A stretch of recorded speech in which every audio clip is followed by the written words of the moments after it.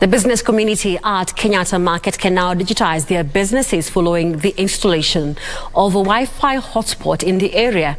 Cabinet Secretary Owalo, who launched the government-sponsored wireless internet, said this will be the third of 25,000 similar installations in Nairobi as the government rolls out public hotspots countrywide. The government unveiled internet hotspots at the City Market, Muthuro Market and now Kenyatta Market in the Nairobi Central Business District in line with government's plan to digitize businesses.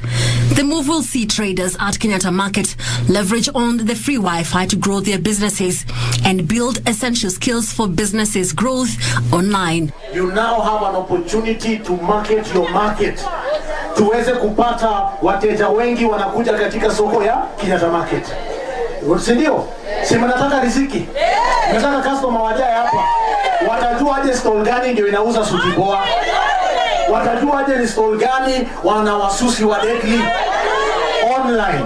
Information Communication and Digital Economy CS Owalo urged the small and medium enterprises sector to take full advantage of the digital hubs the government is setting up across the country to access e-commerce platforms. Hii internet ya bure itakusaidia kuwasiliana na supplier yako.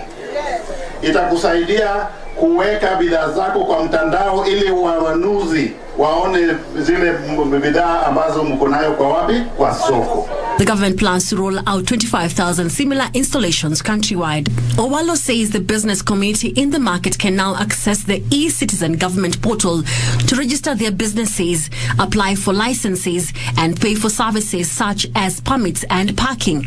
Hii ni moja ya zile mpango ambayo tuko nazo kuhakikisha kwamba wanabiashara wadogo wanapata uwezo ya kufanya biashara yao kupitia njia ya mtandao. Already public hotspots have been put up in Ahero, Kericho, Bondo and Nyeri.